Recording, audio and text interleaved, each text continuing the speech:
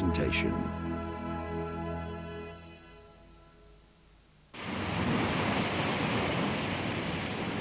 And in the 18th, the present temperature is 78 degrees, relative humidity 62%, the temperature humidity index stands at 73, and the wind is calm. Marilyn Monroe is dead, apparently from an overdose of sleeping pills. But an investigation is now going on, and no final conclusion has been reached. Here is the statement from Deputy Coroner Cronkite. On the basis of all the information obtained, it is our opinion that the case is a probable suicide. Sugars. Yeah. 85. For 23 years, there have been those who disbelieved the official verdict in the death of Marilyn Monroe. Sergeant Jack Clemens was the first police officer called to Marilyn's home that night. No, it was not a suicide. Marilyn Monroe was murdered. There's no question about it. Others contend there was a political cover-up. For hours, they say, news of Marilyn's death was withheld from police. The time was used, they believe, to spirit Marilyn's lover, Robert Kennedy, out of Los Angeles. To get Bobby out of the whole scene, to get him out of town. The curtain falls. Brief and simple rites mark the funeral of Marilyn Monroe. The death of Marilyn Monroe was the start of a mystery. Talk of her relationship with the Kennedys enticed the malign interest of the mafia. A police inquiry was concluded in haste. A friend who tried to find out more was warned off. There'll be a contract out for you. Is there one now? You better believe it.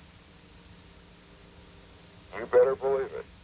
The events surrounding Marilyn Monroe's death were completely covered up by the Los Angeles Police Department, the Los Angeles County Coroner's Office, and top officials governing Los Angeles County. A kiss on the hand may be quite continental, but diamonds are a girl's best friend.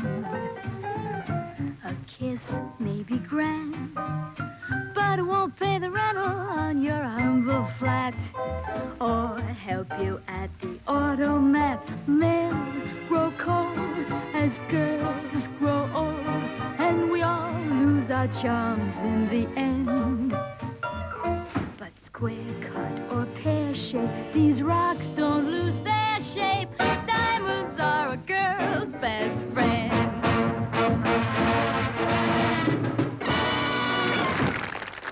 Now Minnesota's Governor Orville Freeman places in nomination the great senator from the state of Massachusetts, John F. Kennedy.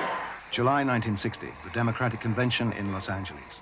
You must admit, said Marilyn Monroe, Jack Kennedy is much better than old uglies with no brains or beauty. Years before, Kennedy had been introduced to Marilyn by actor Peter Lawford. He always wanted to meet the, quote, cheesecake figure, the sex goddess, Marilyn Monroe. It was one of his fantasies. And could Peter arrange for that? Ladies and gentlemen, your nominee and the next president of the United States, John F. Kennedy. The convention makes it a Kennedy victory by acclamation on the first ballot. One of Kennedy's political advisors at that time, a man instrumental in bringing the convention to Los Angeles, was Peter Summers. In the 1960 campaign, he had the crucial job of handling relations with the TV networks. Summers says that he and other staffers already knew about the relationship with Marilyn. They saw it thrive in the heady atmosphere that surrounded Kennedy's nomination. Democratic presidential nominee is ready for the campaign war. Kennedy was nominated, and at that moment, not only the ground floor audience, the working group of the political effort, but all of the balconies, which were loaded with stars from the entertainment field, it became electric. It was energy that could have been greater than the atomic bomb in Hiroshima. He was so magical as he came to the podium, and trying to calm them down to even say thank you. Chills would run up and down your spines as you stood there. It was just a moment of magic. The new frontier of which I speak is not a set of promises. It is a set of challenges. It sums up not what I intend to offer to the American people, but what I intend to ask of them. That night, Marilyn Monroe was in the Los Angeles Coliseum for the Kennedy acceptance speech. While Kennedy talked of the challenges and perils of the new frontier, advisors like Peter Summers calculated the political perils Marilyn might represent. Marilyn Monroe was in the audience along with, I couldn't begin to name all the stars 25 years later that were there. A strong friendship was developing at that time between Marilyn Monroe and Jack Kennedy. Give me your help and your hand and your voice. Our Marilyn was free at the time, and Jack Kennedy wasn't.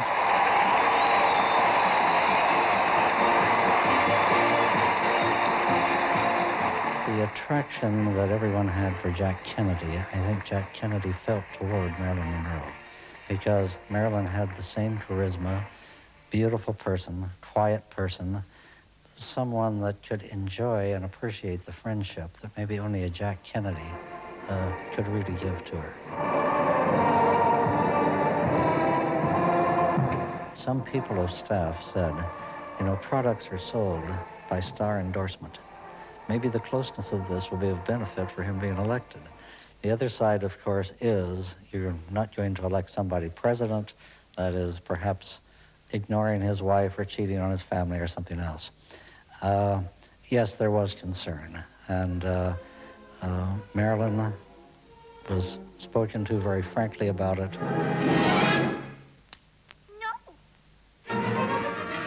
The president was spoken to very frankly about it. There was great concern at the time. It could have destroyed him.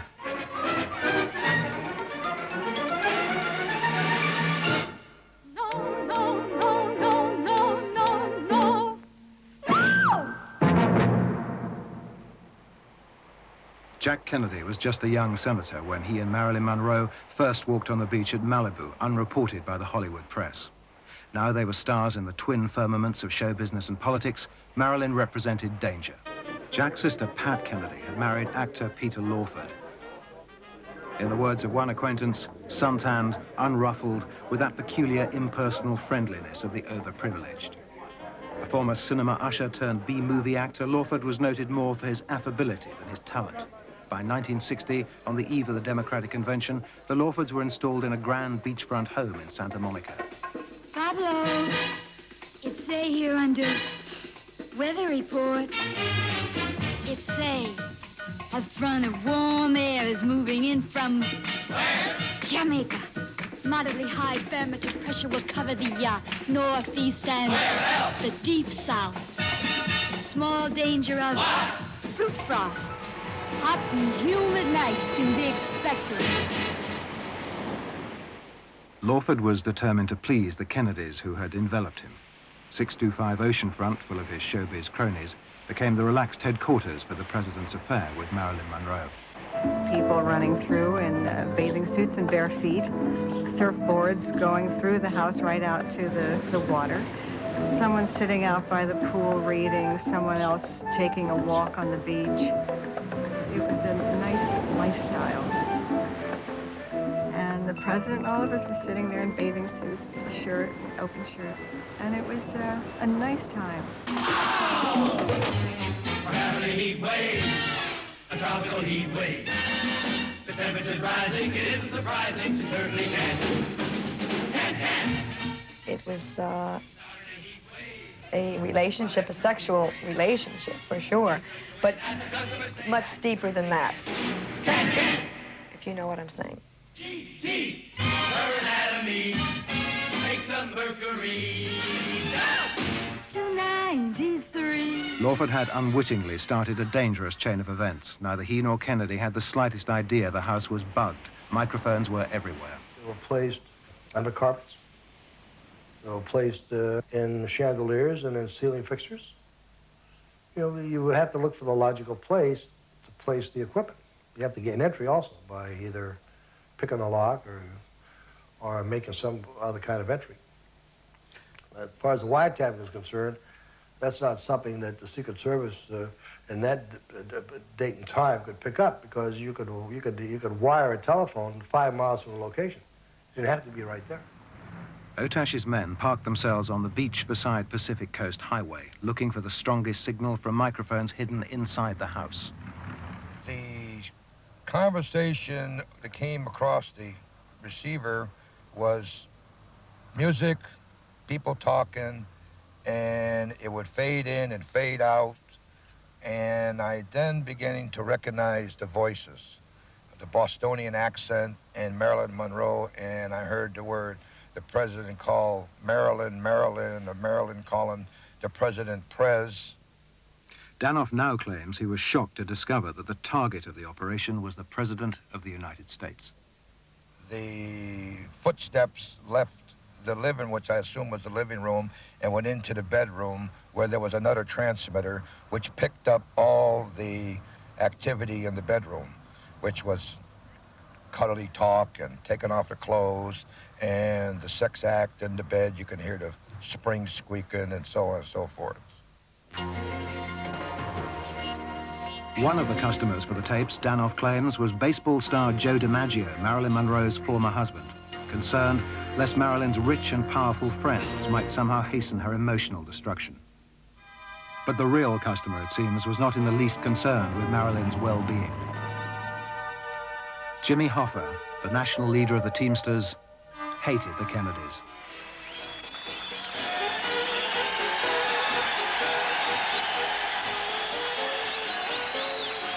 Yes, they came in all talcum powdered and shaved up. Lured by stories of wild goings-on at the Lawford house, the use of drugs, in the middle of it all, perhaps Marilyn Monroe and the charismatic Kennedy, Hoffa was inevitably fascinated.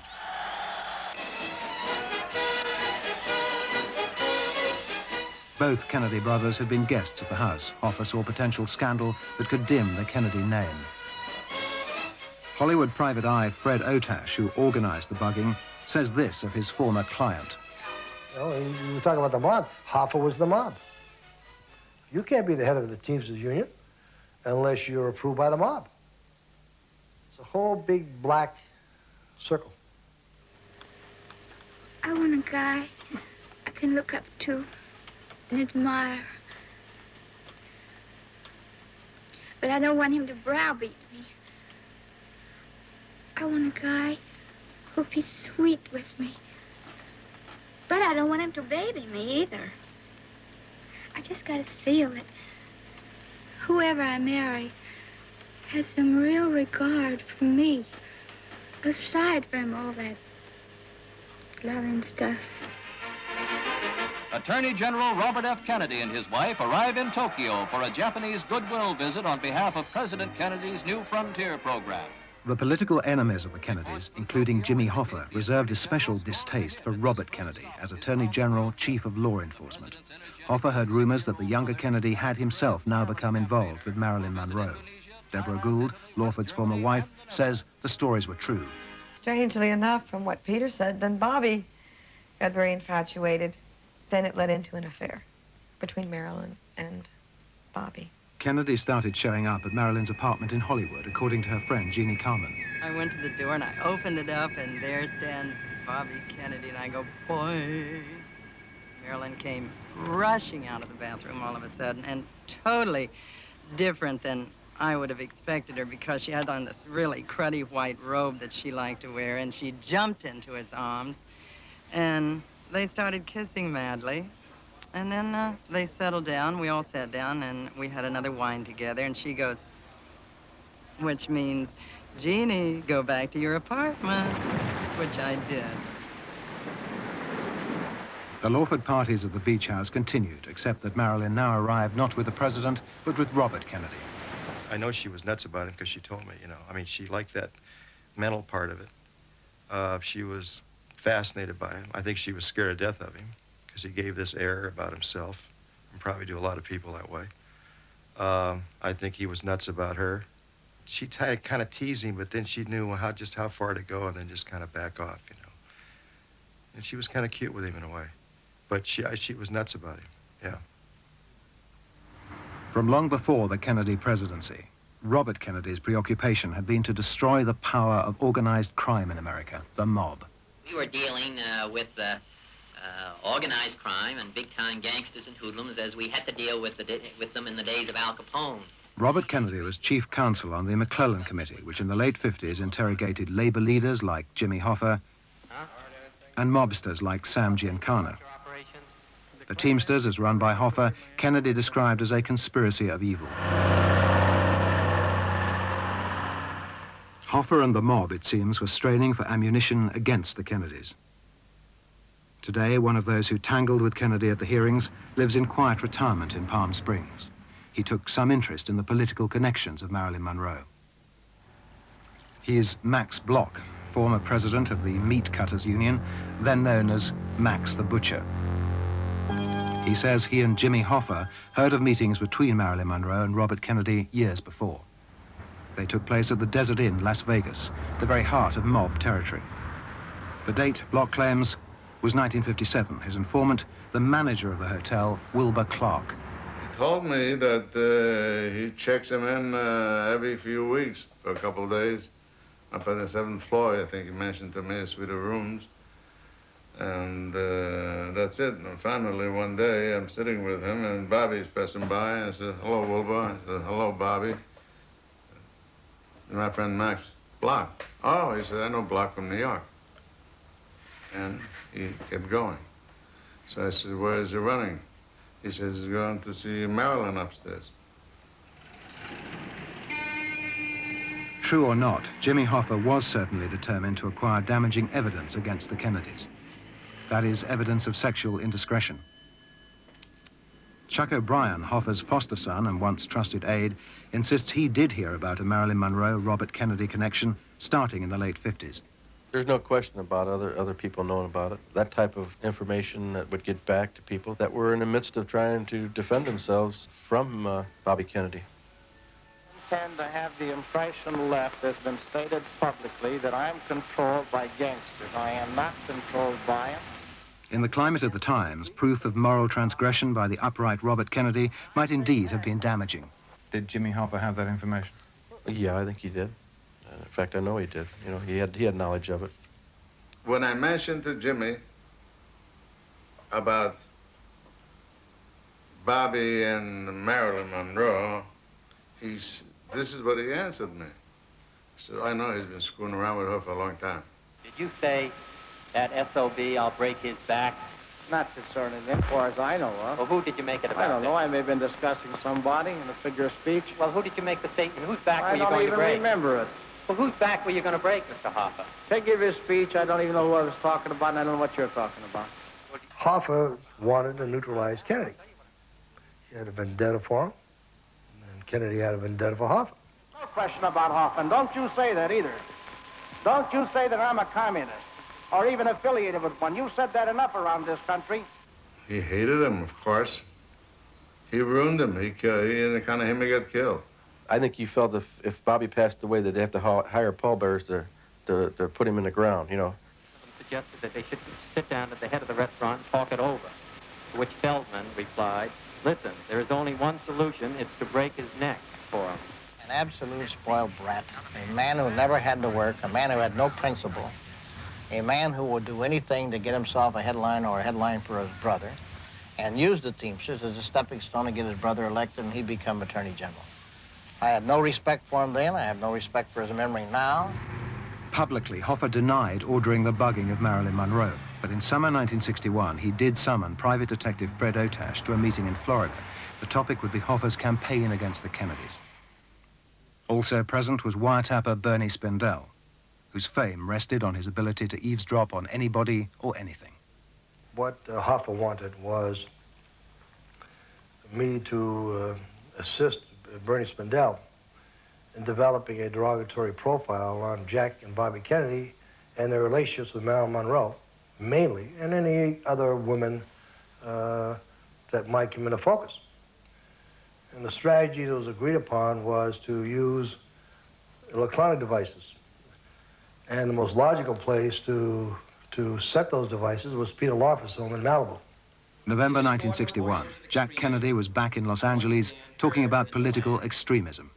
Men who are unwilling to face up to the danger from without are convinced that the real danger is from within. They look suspiciously at their neighbors and their leaders. They call for a man on horseback. According to the wiretappers, their eavesdropping operation was now working efficiently at the Lawford Beach House, where they claimed the president was still having occasional meetings with Marilyn Monroe. Technician John Danoff, stationed in a car nearby, taping signals from microphones hidden in the house, asked his boss, Fred Otash, whether it was really such a good idea to eavesdrop on the Kennedy brothers. What he said to me was, what you don't know won't hurt you. And I said, well, I get myself killed that way. And he so-called replied that what you don't know won't hurt you. You're getting paid, so just do your job and shut your mouth, which I did. Otash confirms he did receive tapes of conversations inside the house. Some with Jack Kennedy, some with Bobby Kennedy, some with Monroe, some with other people. And conversations on the phone as to arrangements and meetings that were going to be rendezvous with Jack Kennedy and Monroe, Jack Kennedy and other people, Bobby Kennedy and Monroe, and Bobby Kennedy and other people. Did Jimmy Hoffa tell you that he actually did have the tapes in his safe? Yeah, I knew he had them. Yeah, I knew he had the tapes. We had other tapes, too. Do you think Jimmy Hoffa would have been prepared to have used that information if he'd had to against Bobby Kennedy? I think so. I think so. He went too deep with him. Surprisingly, Marilyn herself had already received some direct attention from the mafia. In late 1959, tailed by two agents from the Los Angeles District Attorney's Office, she'd left a restaurant on Sunset Boulevard escorted by a young Italian with mob connections. The DA's men followed them over Coldwater Canyon, concerned that the mob's purpose might be to compromise or extort money from Marilyn. Later, it turned out that Marilyn had another, more important mob contact. Johnny Rosselli, the Chicago mob's man in Hollywood, knew her socially and the gossip about her. His boss was Sam Giancana, the head of the most powerful mafia family in the United States, and a man viciously opposed to the Kennedy brothers.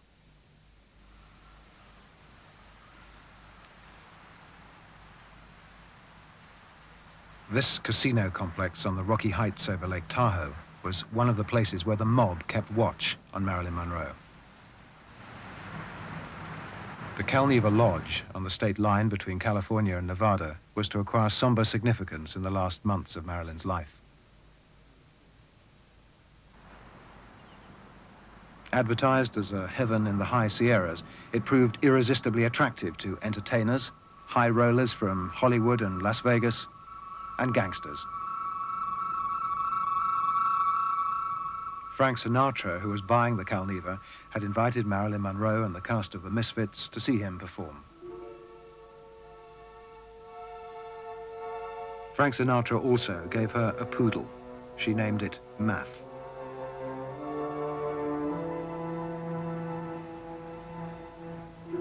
Later, Marilyn was to take an overdose of drugs at the Calneva and would spend the last weekend of her life here, distraught and apparently suicidal. But that was still 2 years away. It was the in-place at Lake Tahoe, and the in-place of the gambling casinos, because that's where the Klan hung out. That was Sinatra, Dean Martin, Sammy Davis, Peter Lawford, Joey Bishop, all the top gamblers from all over the world. The Calneva was the in-place. Amongst them was Sam Giancana, Mo to his friends, boss of the Chicago crime syndicate, and a prime target in the Kennedys' war on organized crime. He was always dressed beautifully. Very high-class looking gentleman, you know. Would you tell us whether if you have opposition from anybody that you dispose of them by having them stuffed in a trunk? Is that what you do, Mr. Giancana? Decline to answer because I honestly believe my answer might tend to Will incriminate. you tell us anything about any of your operations, or you just giggle every time I ask you a question? Decline to answer because I honestly believe my answer might tend to incriminate me. I thought only little girls giggled, Mr. Giancana. At O'Hare Airport, Chicago, in July 1961, Giancana and his girlfriend, Phyllis McGuire, were cornered by FBI agents. McGuire was a singer, a member of the McGuire sisters, and a friend of Marilyn Monroe. The FBI plan was to interview her about her relationship with the mafia boss, leaving Giancana to cool his heels in the airport terminal. The incident provoked an extraordinary outburst. He asked me if I was going to make a report of my confrontation with him to my boss. And I said, my boss? Who's my boss? He said, J. Edgar Hoover. And I said, well, certainly I'm going to make a report of this. And he said, screw J. Edgar Hoover. And I said, all right, I'll tell him then. And then he said, are you going to make a report to your super boss? And I said, well, who would that be, my super boss? He said, Robert Kennedy. And I said, well, I'm sure he'll get a copy of that. He said, screw Robert Kennedy. He then said, what about your super boss? Are you going to make a report to him? And I said, who's my super boss? He said, John Kennedy, the President of the United States. And I said, well, he might get a copy, but on the other hand, I don't think John Kennedy is interested in Sam Giancana. He said, Romer, he said, you'll be surprised. He said, I know a hell of a lot of things about the Kennedy family, and Phyllis McGuire knows a hell of a lot of things about the Kennedy family, and one of these days, Romer, we're going to tell that story. So did Giancana have something on the Kennedys? Certainly he shared a girlfriend with the president, one Judy Exner. FBI files reveal that he also talked of bugging the Attorney General. Today, Phyllis McGuire says she knew Marilyn quite well. She knew about her relationships with Jack and Robert Kennedy, who she says Marilyn wanted to marry. What Phyllis McGuire knew, Sam Giancana, the mafia boss of bosses, certainly knew too. Whatever happened to flipping bubblegum cards? Or breaking a bottle of milk and being afraid to go home? In September 1961, Los Angeles radio broadcaster Tom Clay began to get calls from a woman who said she was Marilyn Monroe. Whatever happened to Good Night, Stars, I Love You? Or whatever happened to Starlight, Star Bright, First Star I See Tonight?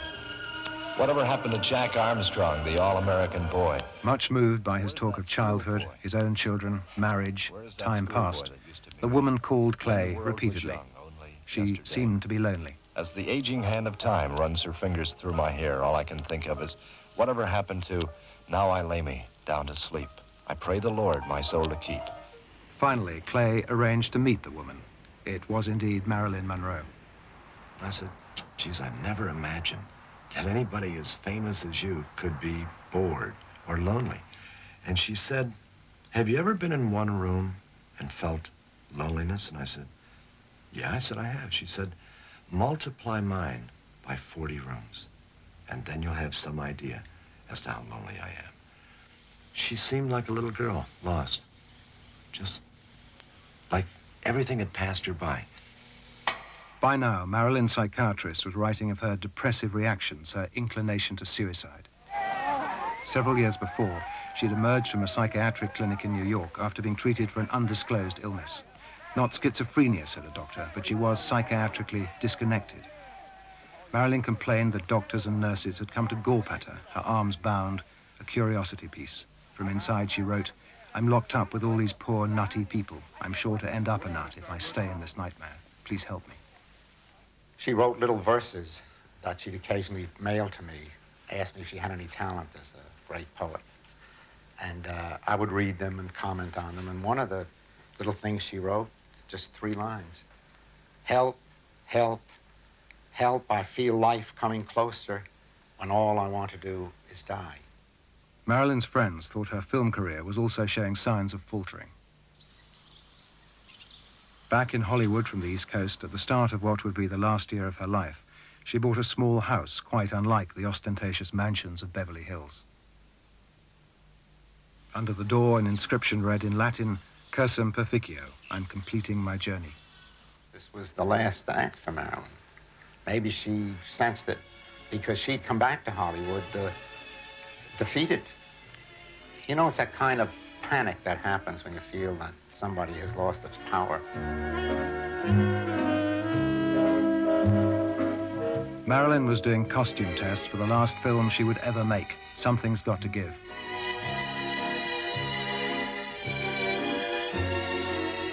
Before filming began, the producer had personally rescued her from an overdose of barbiturates. She was ill and paranoid, he said. Filming began as it ended disastrously. She was in a state of controlled desperation, as though she were almost beyond help. And yet, there she was, going through the daily routines of making rounds, seeing friends, and all the time she was, I think, sliding off. Pleading ill health, Marilyn broke off filming to go to New York for President Kennedy's birthday salute. In front of 15,000 Democrats, she would sing Happy Birthday to the president. She called me and was saying how frightened she was, and I said, well, I have a little present for you before you go. And I gave her, I went over and gave her a book that I had had as a child, which was A Little Engine That Could, and said to her, you know, look at this story. Here's an engine that wasn't sure that it was going to make it over the mountain with all the toys for the children, and it did. Here she is. Peter Lawford's running joke throughout the evening was Marilyn's ritual unpunctuality. Mr. President, because in the history of show business, perhaps there has been no one female who meant so much, who has done more.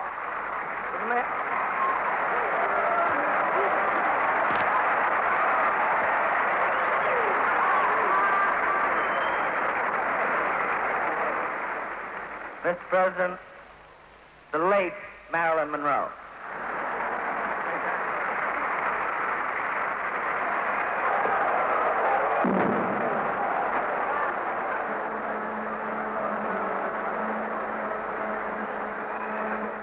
It would be her last important appearance in public.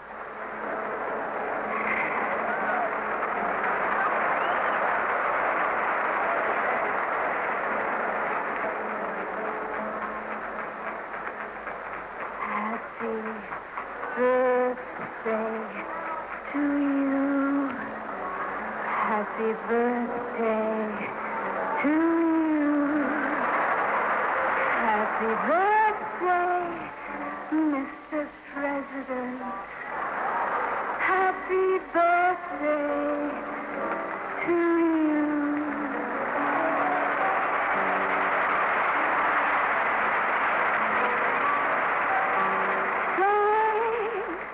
Mr. President, for all the things you've done, the battles that you've won, the way you deal with U.S. Steel and our problems by the ton.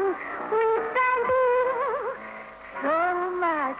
Everybody, happy birthday!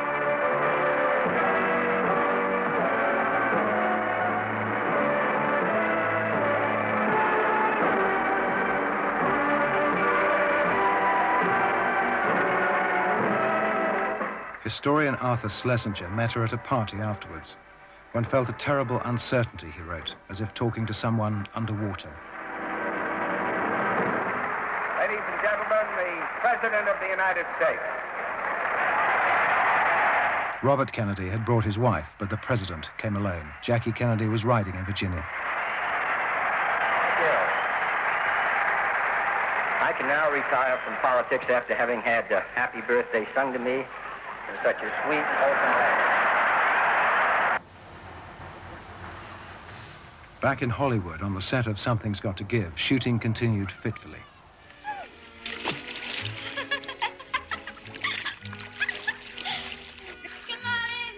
Everyone was very pleased because they felt that Marilyn was ready to work and wanted to work and looked good, except for the assistant director. For everybody else kept talking about her vulnerability and her fragility. All he saw was that she always got her own way. And kept saying, next to her, Lucrezia Borgia is a pussycat. In 35 days filming, Marilyn showed up only 12 times. And there was this gradual sense of dissolution, of everything slipping away, kind of like the end of an era, like the fall of the Roman Empire. On June the 1st, the day of her 36th birthday, Marilyn left the studio for the last time. She had been to Dodger Stadium, where they had celebrated her birthday and had she'd thrown in the first ball. And some weeks later, I had seen, she came over with pictures of that event. And I said, gee, I think these look really terrific. And she said, no, look at the eyes. The eyes are dead. Would you have lunch with me? The producers of Something's Got to Give decided that Marilyn was acting in a kind of slow motion that was hypnotic. I'd be so grateful if you'd take it out. On June the 8th, she was fired.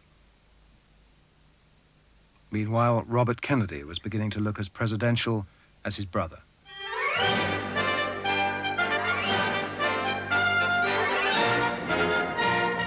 As their enemies uncomfortably noted, there was the prospect of Kennedy's occupying the White House for years ahead.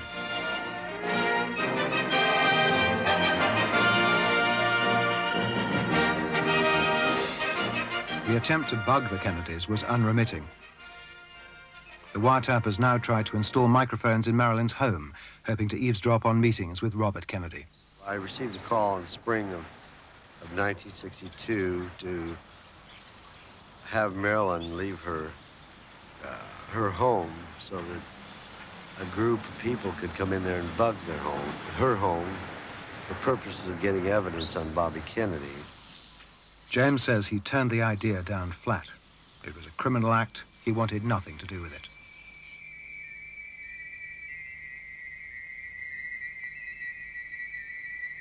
Out of work, Marilyn would visit a park in Beverly Hills, sit and watch children. It was a children's playground, and she, for hours, could sit in the back of a tree, near bushes. She would hide, but she would watch those children for hours. The major frustration in her life was that she never had a child. By now, Marilyn was frightened to use her phone at home. Her handbag full of change, she'd call friends from a payphone in the park. As she told Bob Slater, her former lover, she believed her phone was tapped. She was very paranoid about the whole thing. More paranoid than I would say the average person would be, only because of the circumstances that led all the way to Washington. She was also scared.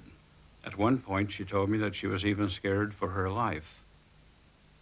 Marilyn, it seems, was right. According to our sources, technician Bernie Spindell had managed to place microphones in the house. I think wiretapping, indiscriminate wiretapping, is very dirty business. And I couldn't agree more strongly. I think that penalties should be increased for those who use wiretapping without the control of some law enforcement agency. In the war between the Justice Department and Jimmy Hoffa, both sides were bugging each other. According to Teamsters official Chuck O'Brien, Jimmy Hoffa made deliberate attempts to alarm Robert Kennedy. Speaking on a Teamsters phone line he believed bugged by the Justice Department, Hoffa boasted about having Marilyn and the Attorney General on tape. O'Brien says the message was supposed to get back to Robert Kennedy. You could drop it on a phone and let it ride, and there's no question about it. The guy listening would bring it to his supervisor, and they'd mark it file, you know, for somebody's eyes only, and the word got back. It got back. There's no question about it. There's no way of knowing whether Hoffa really made that threat, and if he did, whether it got back. What is certain is that Marilyn now complained she'd been told to steer clear of the Kennedys. Walking with friends on Laguna Beach, south of Los Angeles, she said Robert Kennedy had ended the affair. She was frightened stiff. She was told that she could not contact now, then, or any time in the future, Washington, directly or indirectly, ever again. To an extent, this is confirmed by Marilyn's confidential phone records. They show that in July she was making frequent calls to Washington, to the Justice Department switchboard. She complained to friends that Robert Kennedy had disconnected his private line and that the operators wouldn't put her through. Peter Lawford, according to his former wife, said Robert Kennedy broke off the affair precisely because he was afraid of pressure from the mob.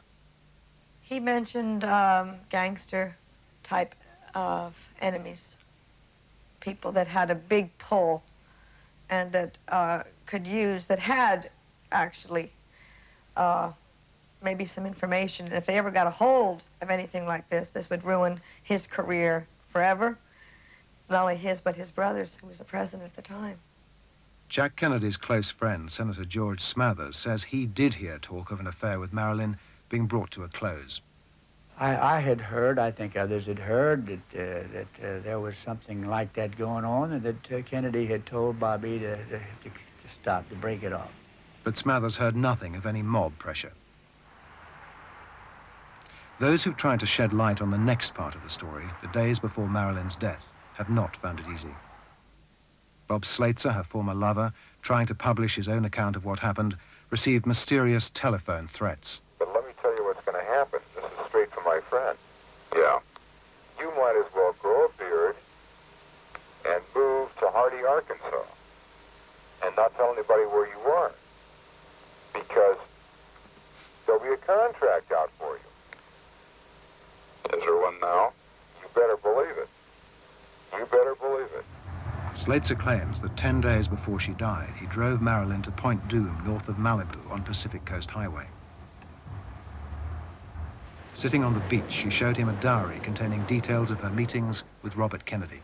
She had entries in there that Bobby is out to get Jimmy Hoffa, and, quote, I'll put that SOB behind bars, or no what, something like that. She had entries in there regarding Bobby told me that he was going to have, Castro murdered. And the entries, most of them begin with Bobby told me. It's certainly true that mobsters Johnny Rosselli and Sam Giancana were then involved in a bizarre CIA plan to kill Castro, and that Robert Kennedy had learnt of the plan a couple of months earlier. The idea, it emerged later, was for the American mafia to assassinate Castro on behalf of the CIA.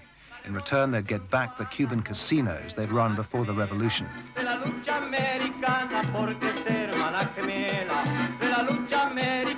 Slater could have got his story years later from published sources. However, if it's true, Marilyn had been told one of the administration's deepest secrets. I told her that walking around with that was just like having a walking time bomb, and not to tell anybody else about it. Worse still, Slater says, Marilyn talked of publicly disclosing her liaison with Robert Kennedy at a press conference. She was going to tell of the promises that he had made to her, which she considered lies, and had misled her. She was going to tell about her affair with the two Kennedys, that's JFK and Robert Kennedy. And I had asked her if she had told this to anybody else, meaning about the press conference coming up on Monday morning. And she said, yes, I've told a few people. And I told her, I said that I thought that would be very, very dangerous. And she said, well, she didn't care at this particular point because she was going to come out and tell the truth because these people had used her. Now she was going to go and tell the real story.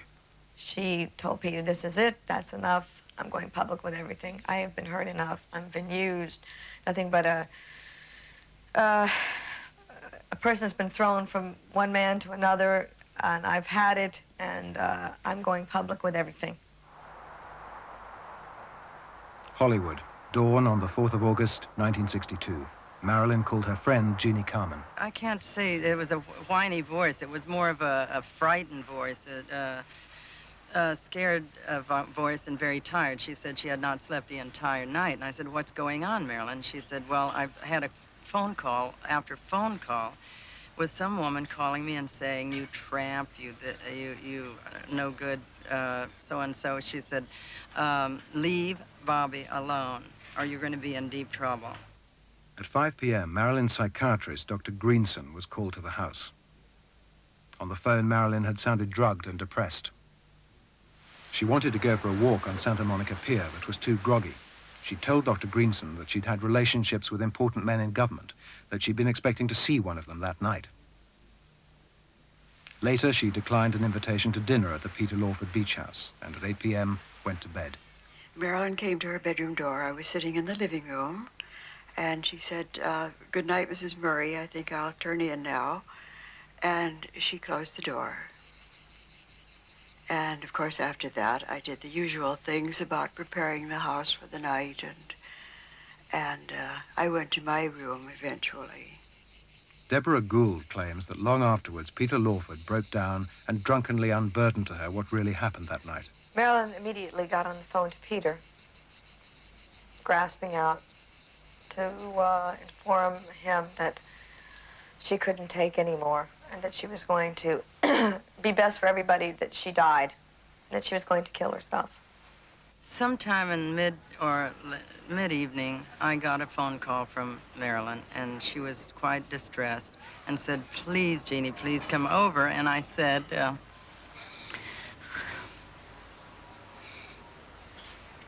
I can't. And I said, I just can't. I just can't come over today. And she said, could you bring me some sleeping pills? And I said, no, I can't do it tonight, Marilyn. I just can't.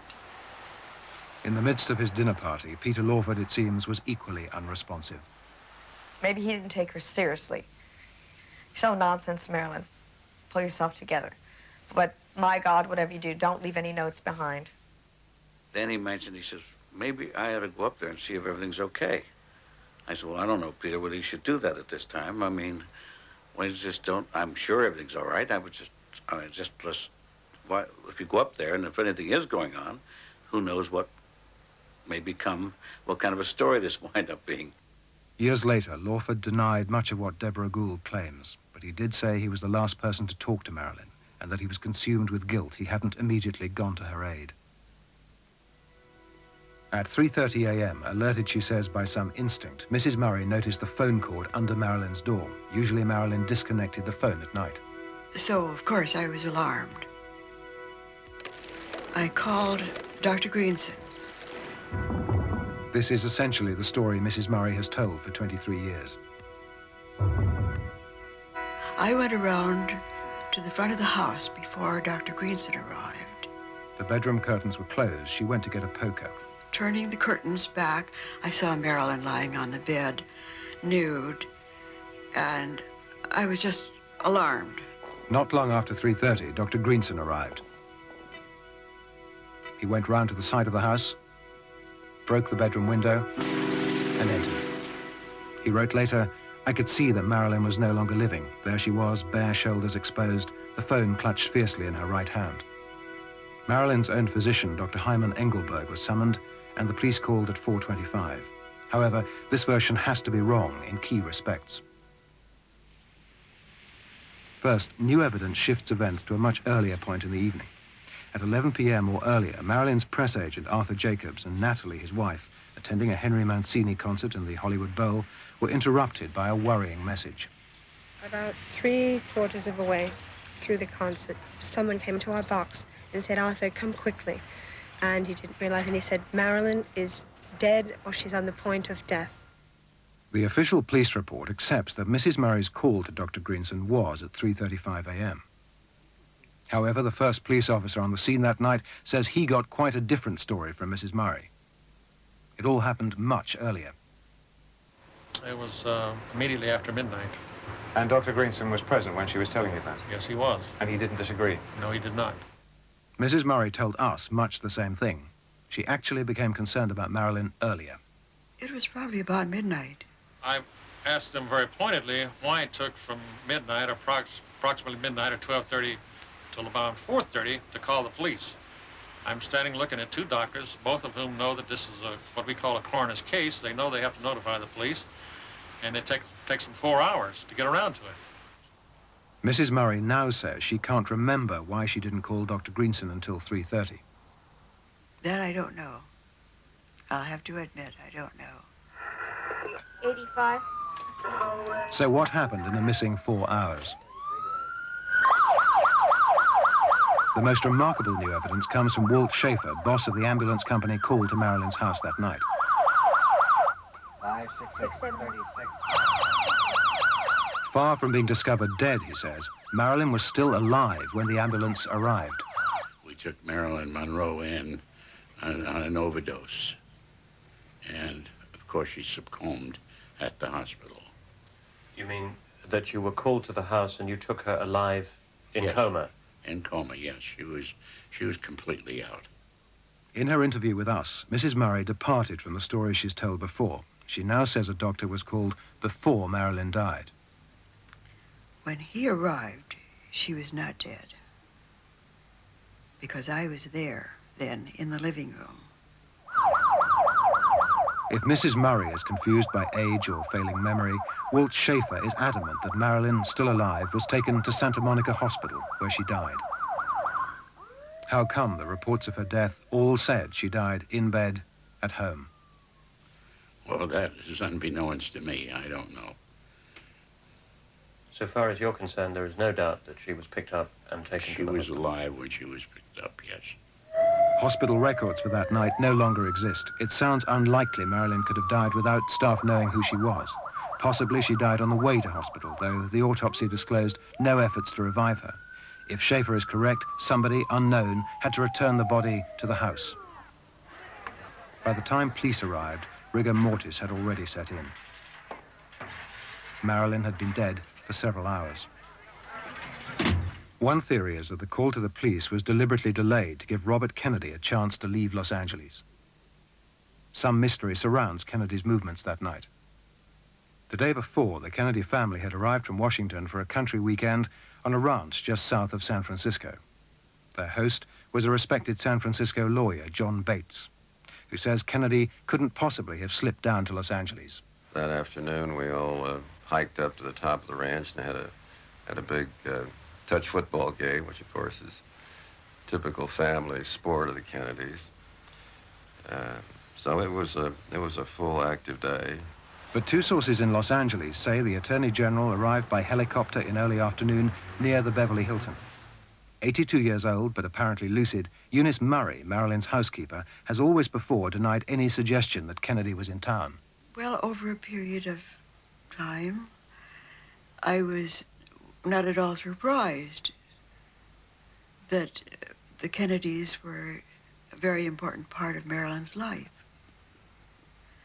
And so that I was just I wasn't included in this information, but I was a witness to what was happening. And you believe that he was here that day? At Marilyn's house? Yes. Oh, sure. That afternoon? Yes. And you think that is the reason that she was so upset? Yes, and it became so sticky that the protectors of Robert Kennedy, you know, had to step in there and protect him.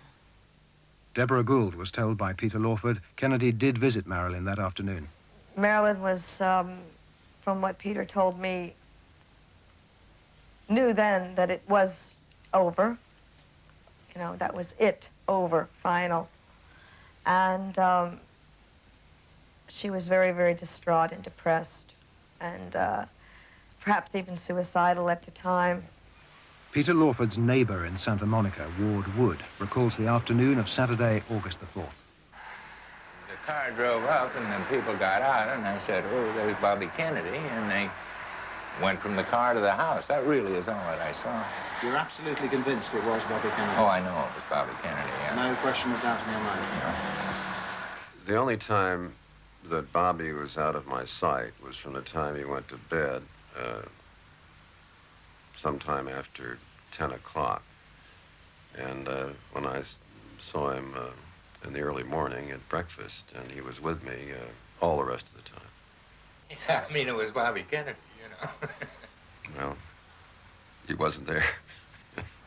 But Deborah Gould and Detective Fred Otash tell approximately the same story, that Peter Lawford made hasty arrangements to get Robert Kennedy out of Los Angeles. As I understand it, he left by helicopter.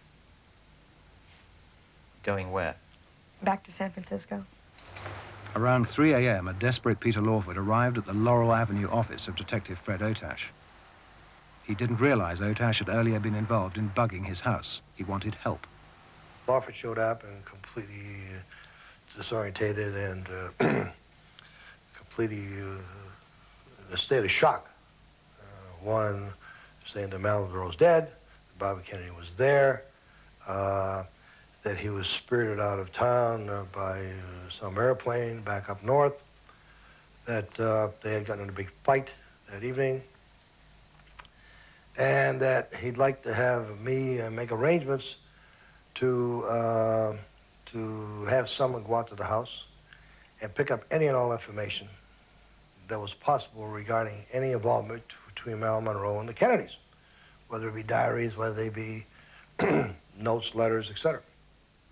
According to Debbie Gould, Lawford had already done a rough search of the house to remove any connection with the Kennedys. He said he went there. He tidied up the place and did what he could before the reporters and what have you found out about the death. There was no mention of a suicide note? No. And you saw no note anywhere near the body? No. I looked around for any notes, and I looked for any documents, and there were none in evidence. Did she leave a note? Yes, she did. What did it say? I don't know. No, it was destroyed. It was destroyed. Who destroyed it? I'm sure Peter did. He told me he did. So another possible version of events that night goes like this. Marilyn, apparently suicidal after a visit from Robert Kennedy, calls Peter Lawford during the evening, time unknown.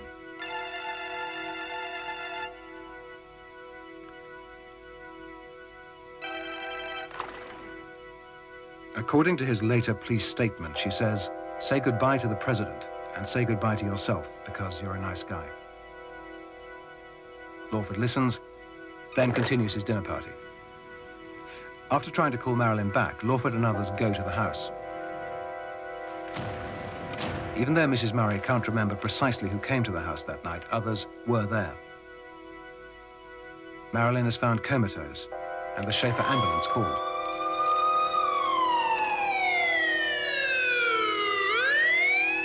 The plan is to take Marilyn to Santa Monica Hospital,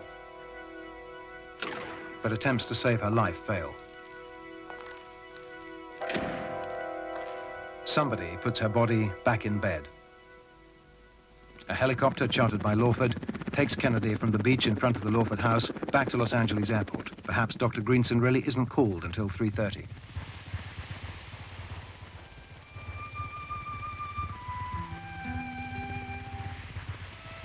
Marilyn Monroe is dead. We grasp at straws, as if knowing how she died or why might enable us to bring her back.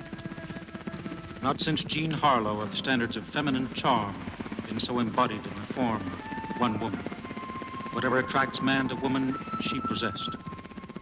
Joe Kennedy, the father of the Kennedy brothers, who'd suffered a stroke sometime before, heard the news at the family compound in Hyannisport. His chauffeur, Frank Saunders, was with him. And all of a sudden, everything like just stopped, you know. Mr. Kennedy let out a few sounds. His eyes lit up, and he had these strange, icy blue eyes, and that told us it was time to leave. We did leave the pool shortly thereafter and went up to his room and put him back to bed and so forth. But at that time, everybody in the house had known that Marilyn was dead, and I might say it was like a morgue. At 9:30 a.m. on the morning of Sunday, August the 5th, Robert Kennedy and his family attended Mass at a Catholic church in Gilroy, not far from the Bates Ranch. Were you with Bobby when he heard of Monroe's death? Yes, I believe we picked it up on the radio. How did Bobby react to the news? Well, I don't recall any specific reaction. Early in the morning, police or FBI agents, nobody's quite sure, arrived at the offices of the telephone company in Santa Monica. The previous month, as we now know, Marilyn did make potentially embarrassing calls to the Justice Department. A telephone company executive, Robert Teox, told the local newspaper publisher what had happened. He told me that he knew that the FBI had been into the general telephone offices and had taken the records of her calls that night. I had the impression that the general telephone didn't argue with the FBI. Tipped off about Robert Kennedy's supposed helicopter flight, photographer Billy Woodfield drove out to Clover Field, the Santa Monica airport. He was going to see the owner of an air charter company often used by Peter Lawford. He showed me his log. In the log, it showed that he had indeed picked up Bobby Kennedy at Peter Lawford's house on Sunday morning, somewhere around 2 o'clock. And he took him from Lawford's house to Los Angeles International Airport. Police sources reported that Kennedy had been seen in Beverly Hills the previous afternoon. Los Angeles Police Chief William Parker discussed the case with Mayor Sam Yorty. Chief Parker told me confidentially that Bobby Kennedy was supposed to be north of Los Angeles, some city, making a speech, but that actually he said he was seen in the Beverly Hilton Hotel in Los Angeles. On the night that Marilyn died? On the very night she died, yes. Why do you think that so many witnesses in Los Angeles would have told us and told the police that Bobby Kennedy was in Los Angeles that day? I just can't speculate on their misinformation or their bad information or their what they think they saw or what they think they knew. But there's just no way he could have been in Los Angeles, unless he had a twin. Isn't it odd that two key members of the police department at that time, that is the police chief himself and the chief of detectives, would both have been of the view that Bobby was there if, in fact, there was no evidence? I'd like to cross-examine them. I can't believe it. From the start, the police investigation was overshadowed by rumors of Marilyn's political associations. It would be claimed that police and county officials had covered up the events of Marilyn's death to protect the Attorney General. There were claims of complicated murder plots involving the mafia, that far from overdosing on sleeping pills, barbiturates had been forcibly administered. Marilyn Monroe was murdered. She did not commit suicide. The strongest evidence of that is very simply the fact that there was no barbiturates found in the digestive tract, yet there was a lethal dose in the blood. And it's quite out of the question to swallow enough barbiturates to cause your death and have it 100% removed from the stomach, the duodenum, etc., before death occurs. It can't happen. So that's the one thing that the fixers forgot to fix. And that's in the record now, and they can't wipe that out. Clemens is wrong on key medical points. The absence of residue in the stomach doesn't in itself prove anything. However, laboratory tests that could have helped demolish the murder claims, tests that were suggested by the autopsy surgeon, Dr. Thomas Noguchi, weren't done. John Miner from the district attorney's office attended the autopsy. When I first saw Miss Monroe lying on the autopsy table, I was very sad. I felt that this untimely death of a person who had achieved what she had achieved was something that sort of represented the futility of life. The final autopsy report gave the cause of death as acute barbiturate poisoning due to ingestion of overdose. The coroner said that Marilyn had swallowed Nembutal sleeping pills in one gulp in a period of seconds. Any person who takes any depressing drug, the pattern of death is pretty much the same. They lose their ability to judge and to act. They lose muscular power, and they slip into coma. Yet the medical evidence suggests she'd taken drugs hours before dying. There was no residue from the Nembutal capsules in the stomach. Other, now routine laboratory tests could have established whether swallowing Nembutal was indeed the cause of death. Noguchi, whose own work was highly competent, later sent organ specimens for microscopic analysis. But the specimens were destroyed before the tests were done. That is a part of an autopsy, is doing the microscopic slides for diagnostic purposes and evaluation. And why wasn't that done in this case? I don't know. Would you have wished it to be done? Yes, indeed. And Noguchi wished it to be done? Yes. And it would have been normally routine to have made that kind of examination? That's true. What happened to the medical photographs that were taken? I have no idea. But they seem not to exist anymore. That appears to be true. A fuller examination might have disclosed the missing residue. Instead, the field was left open for murder theorists who claim, for example, that Marilyn was injected with barbiturates by an unknown doctor against her will. No injection marks were found, but because the lab tests weren't done, the coroner's investigation was inconclusive. It provides no final answers to those who allege that Marilyn did not commit suicide. Crowds of the curious are held back at a respectful distance from the private funeral that Joe DiMaggio and others arranged for Marilyn Monroe. After services in the chapel of Westwood Memorial Cemetery, in which eulogies and passages from the scripture were read, the casket is placed in the hearse to be taken to a crypt on the nearby corridor of memories. They came and they moved the flowers back off the coffin towards her toes, and they unlocked it with all its clanking sounds, and removed the cover and laid it open, and with that out popped a shock of blonde hair. And I was horrified that they had opened the coffin, and I was horrified that anybody would let them do that. They changed the ropes of where the press corps was kept. And with that, these herd of elephants came trampling over flowers, over people's graves. They didn't care where they were to just get one more shot. all in all, it was an extremely depressing day. Dr. Greenson found it hard to accept that his patient had committed suicide. After Marilyn's death, John Miner went to see him. Based on the content of that conversation with Dr. Greenson, I wrote a memorandum in which I indicated, at least, that I did not believe that Marilyn Monroe committed suicide. And that was Dr. Greenson's opinion? That was Dr. Greenson's opinion as well, yes. Miner says that for reasons of professional ethics, he can't disclose what Greenson said. Perhaps what he meant was that Marilyn had overestimated her capacity for sleeping pills. Sometime later, caught on the phone by a reporter, Dr. Greenson expressed his frustration at not being able to talk about the case. I can't explain myself or defend myself without revealing things that I don't want to reveal. I feel like I can't, you know, you can't draw a line and say, well, I'll tell you this and I won't tell you that. It's a terrible position to be in, to have to say I can't talk about it because I can't tell the whole story. Greenson ended the conversation by advising the reporter to talk to the Attorney General. Listen, you know, talk to Bobby Kennedy.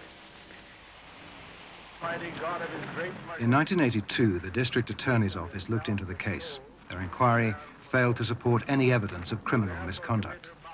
However, William Parker's successor as police chief is deeply critical of the way police conducted the original investigation. One of the reasons advanced for the highly secret nature of this investigation was that there could be some type of national security problem in connection with the association between a national figure and a highly publicized entertainer. Chief Parker, says Reddin, handled the case with extreme and quite unnecessary discretion. It was treated as an intelligence division operation. And logically, it could be so treated because there was the involvement of the Attorney General of the United States. They treated it as a 100% intelligence operation, and those operations are highly secret. I began to wonder if they didn't have a file over there on Marilyn's death and all about it, so I sent over to the police department for it, and they told me there wasn't any file.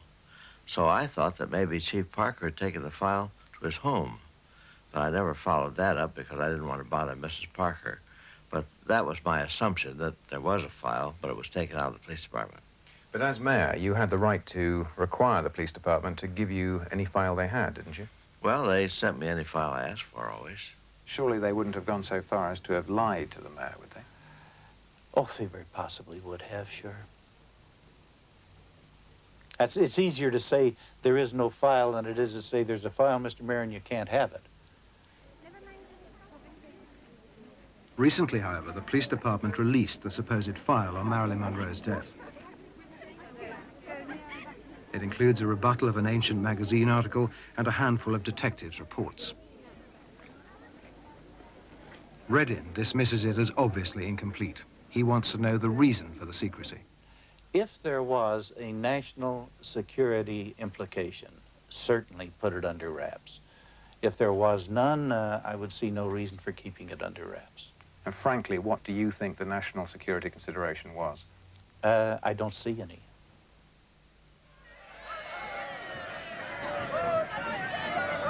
The story of his involvement with Marilyn Monroe was to haunt Robert Kennedy. If I'm elected president of the United States, I'm going to come back to cities and communities such as this. I'm going to come back to communities such as North Platte. When he ran for president in 1968, an unofficial Republican group decided to buy the rumored tapes. A right-wing journalist called Ralph de Toledano was asked to help. An investigator was sent to California. He reported the tapes were available from a former policeman. He called me back and he said he'd located the cop. The cop had the tapes, had verified their validity, and wanted $50,000 for the tapes. And I told him, well, you get in touch with this group. I don't want any part of it. And he did, and they said it would take them perhaps a couple of days to raise the $50,000, but the deal was there. And that night, Bobby was shot and killed. Oh, my God. Senator Kennedy has been shot. And another man, a Kennedy campaign manager, and possibly shot in the head. I am right here. Raper Johnson has a hold of a man who apparently has fired the shot. Had Bobby not been shot, I am convinced that those tapes would have been used, they would have been duplicated and sent around the country to various newspapers and would have had tremendous impact in the coming campaign. Stay away from the gun. His hand is frozen. Get his thumb.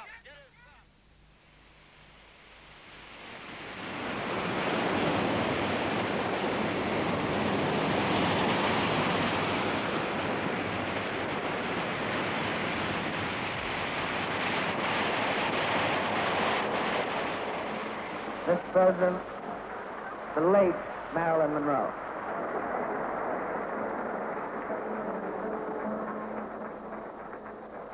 Happy birthday to you.